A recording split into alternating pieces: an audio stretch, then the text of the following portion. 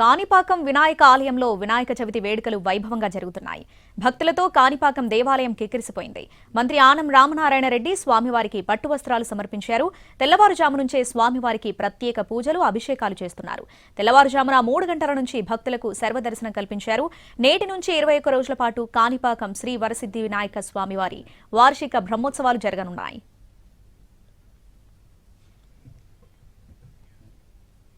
రెడ్డిగా దీనికి సంబంధించి పూర్తి అప్డేట్స్ మా ప్రతినిధి కార్తిక్ లైవ్ లో అందిస్తారు. కార్తిక్, అక్కడ కాణిపాకంలో వినాయక చవితి వేడుకలు ఏ విధంగా జరుగుతున్నాయి, భక్తులకు ఎటువంటి ఏర్పాట్లు చేశారు, డీటెయిల్స్ ఏంటి?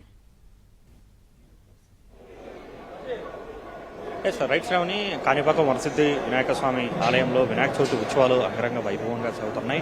మొత్తం కూడా వివిధ ప్రాంతాల నుంచి వచ్చినటువంటి భక్తులతో ఆలయం మొత్తం కూడా కిటకిటలాడుతూ ఉంది. తెల్లవారుజాము నుంచి కూడా స్వామివారికి 3 గంటల నుంచి కూడా సుప్రభాత సేవతో మేలుకొల్పిన అనంతరం ప్రత్యేకమైనటువంటి అభిషేకాలు అన్నీ కూడా నిర్వహిస్తూ ఉన్నారు. అయితే వినాయక చవితి సందర్భంగా మొత్తం ఆలయం అంతా కూడా మొత్తం పూలతో వివిధ ప్రాంతాల నుంచి వివిధ రాష్ట్రాల నుంచి తెచ్చినటువంటి పూలతో సర్వాంగ సుందరంగా అలంకరించారు. ప్రస్తుతం అవన్నీ కూడా అత్యంత ఆకర్షణీయంగా కూడా ఉందని చెప్పుకోవాలి. ఇక్కడ పూలతో చేసినటువంటి వినాయకుడిని కూడా మనం చూడవచ్చు. మామూలుగా కాణిపాకం ఆలయానికి ప్రతి ఏటా కూడా వేలాది మంది భక్తులు వస్తూ ఉంటారు. అయితే ఈ రోజున ప్రత్యేకంగా వినాయక చవితి సందర్భంగా మరింత ఎక్కువ మంది కూడా భక్తులకు వచ్చినటువంటి పరిస్థితి. అయితే రాష్ట్ర ప్రభుత్వం తరఫున కూడా కొద్దిసేపటి క్రితమే ఆనం రామనారాయణ రెడ్డి కూడా ఏదైతే కాణిపాకం వినాయక స్వామికి పట్టు వస్త్రాలు అనేది కూడా సమర్పించడం కూడా జరిగింది.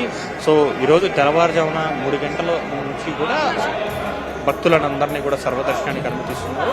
ప్రస్తుతం భక్తుల రక్తి కూడా అదే స్థాయిలో కూడా కొనసాగుతుందని చెప్పుకోవచ్చు. అయితే జిల్లా వ్యాప్తంగా కూడా సంబరాలు, వైపు వినాయక చవితి ఉత్సవాలు అత్యంత వేడుకగా కొనసాగుతుంటే ఇంకా కాణిపాకం ఆలయంలో మాత్రం అది మరింత రెట్టింపు అయ్యిందనే చెప్పుకోవాలి. ఈ నేపథ్యంలోనే గత ఏడాది కంటే కూడా మరింత బాగా చేయాలనేటువంటి ఉద్దేశంతో ఇటు ఆలయ అధికారులు కావచ్చు, మొత్తం ఇక్కడ ఉన్నటువంటి స్థానిక ఎమ్మెల్యే కావచ్చు, అందరూ కూడా కలిసికట్టుగా పరిశీలన చేసి దాదాపు 10 రోజులుగా కూడా ఆలయ ఉత్సవాలకు సంబంధించి ప్రత్యేక జాగ్రత్తలు తీసుకున్నారు. దానివల్లే ఈ రోజున వినాయక చవితి సందర్భంగా ఆలయం కూడా అత్యంత వైభవంగా కన్నుల విందు చేస్తుందని చెప్పుకోవచ్చు. ఈరోజు రాత్రికి నుంచి కూడా వాహనాలు అనేది కూడా స్వామివారికి ప్రారంభమవుతాయి.